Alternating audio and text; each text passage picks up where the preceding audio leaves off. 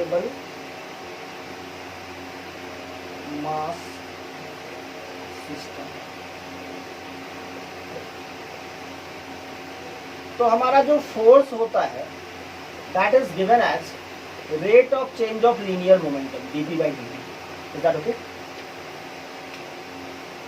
Now linear momentum is nothing but mass times velocity. Now हम लोग मास को तभी बाहर निकाल सकते हैं जब टाइम के साथ मास में कोई चेंज नहीं हो रहा हो. But what if the mass itself is changing with respect to time? Then we cannot bring this m outside this differentiation. तो इस टाइम पे हमें प्रोडक्ट रूल लगाना पड़ेगा डिफरेंशिएशन का, and we will write f equal to एक बार m बाहर तो dv by dt और एक बार v बाहर तो dm by dt. Is that okay? तो ये तो आपका हो गया ma, ठीक है. लेकिन ये यहाँ पे एक एक्स्ट्रा टर्म बच गया v dm by dt. लेकिन देखिए हमें क्या आदत है, हमें आदत है f इक्वल टू ma लिखने का, total force equal to mass times acceleration.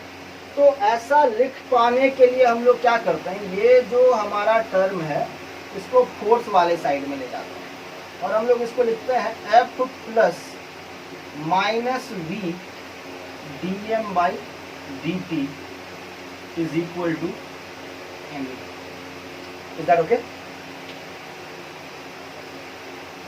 और हम लोग बोलते हैं कि इसको भी एज ए फोर्स ही ट्रीट करो, ठीक है. ये जो टर्म आया है इसको भी एज ए फोर्स ही ट्रीट करो. जैसे आप याद कीजिए जब हमारा frame of reference non inertial हो जाता है तो हम लोग एक एक्स्ट्रा टर्म ले आते हैं माइनस ma नॉट का, ठीक है ना, और बोल देते हैं कि इसको बोल दो एक नया फोर्स स्यूडो फोर्स है. सिमिलरली सेम काम हम लोग यहाँ पे करने जा रहे हैं. हम लोग बोलेंगे कि देखो जब मास टाइम के साथ बदल रहा है, अगर मास में टाइम के साथ चेंज आ रहा है तो फिर आप ऐसा करो कि सोचो नया फोर्स लग रहा है, उस फोर्स का नाम बोलो थ्रस्ट फोर्स, ठीक है. यानी कि इस चीज का नाम हो जाएगा थ्रस्ट फोर्स, ठीक है. And which is equal to minus v dm by dt. अच्छा इस माइनस v का भी कुछ, इस माइनस का भी कुछ करना पड़ेगा. तो बेसिकली इस इक्वेशन में जो v है वो क्या है, यही v आया है यहाँ पे. ये v क्या है, वेलोसिटी ऑफ द सिस्टम आया ना, वेलोसिटी ऑफ द सिस्टम. अच्छा with respect to what, with respect to the observer, correct. Now let us say कि हमारा जो सिस्टम है इस बार वो कैसा है, ये हमारा सिस्टम है और इससे जो है वो मास निकल रहा है, ठीक है, dm dm करके, isn't that? ये dm, ये भी dm, ये भी dm, ऐसे मास बाहर आ रहा है. एंड लेट अस से कि हमारा जो मास है वो u वेलोसिटी से बाहर आ रहा है, ठीक है. इसको u रिलेटिव कहते हैं, ठीक है. And in short we will call it ur, ठीक है. तो यहाँ पे हम लोग बोल रहे हैं कि then what will be the velocity of system with respect to this ejecting mass, ठीक है. तो हम लोग बोलेंगे then that will be minus ur, correct ना, क्योंकि सिस्टम के रेस्पेक्ट में जो इजेक्टिंग मास है उसका वेलोसिटी ur है. Then what is the velocity of system with respect to this incoming or outgoing mass? Obviously minus ur आया ना, ठीक है. तो मैं यहाँ पे क्या बोल रहा हूँ कि हमारा जो थ्रस्ट फोर्स हो जाएगा इसको माइनस v, बेसिकली मैं ये बोलना चाह रहा हूँ this minus v is equal to ur. So thrust force is equal to u relative into dm by dt. Is that okay? Rocket propulsion. तो मान लीजिए कि हमारे पास एक रॉकेट है at any general time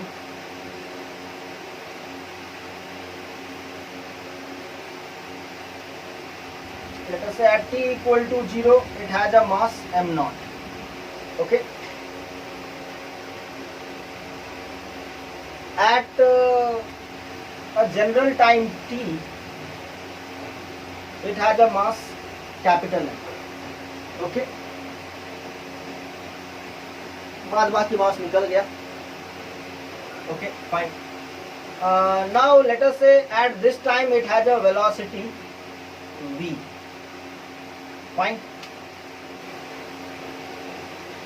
That's also good. Now let us say कि इससे जो मास बाहर आ रहा है, यानी कि dm by dt, in fact minus dm by dt, that is equal to, let us say, a naught.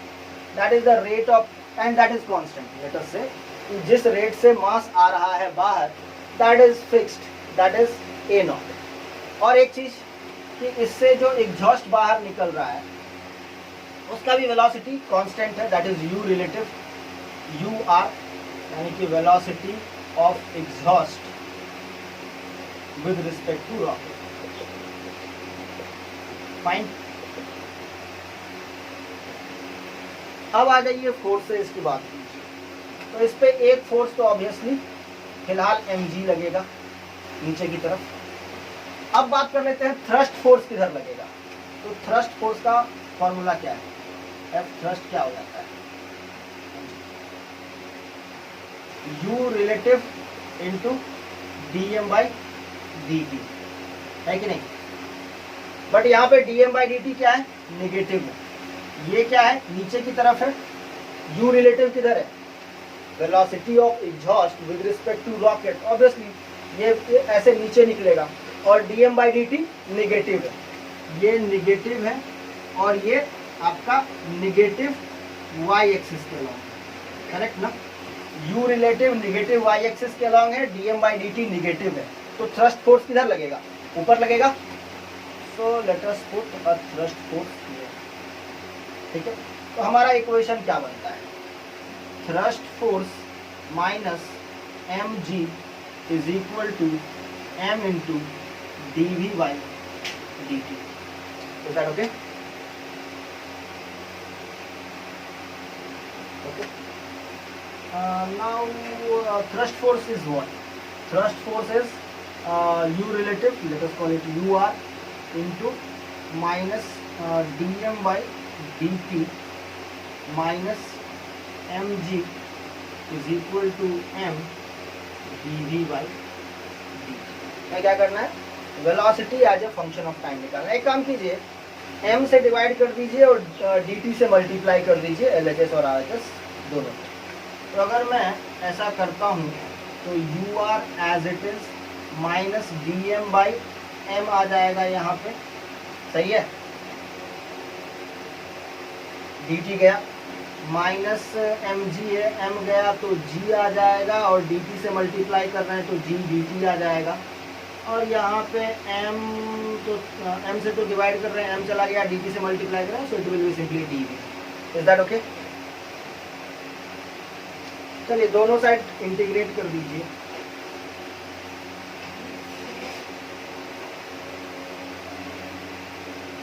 ठीक है. dm बाई m क्या हो जाएगा? ln m हो जाएगा विद इन लिमिट. कहाँ से कहाँ तक? At t equal to 0 m was m naught, and at t equal to t m is simply m minus gt is equal to v. सही है? चलिए u r ln m by m not होना चाहिए, अभी अपन m not by m लिखेंगे,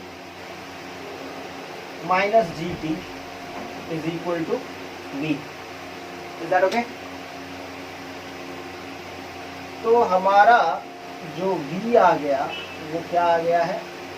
minus g t plus u r l n m nought by m कितना हो जाएगा? M nought minus a nought t, क्योंकि d m by d t जो है वो ए नॉट था. D m by d t क्या था? ए नॉट था. टी टाइम तक हम उसको दे रहे हैं तो कितना मास कम हो जाएगा? M nought minus a nought T.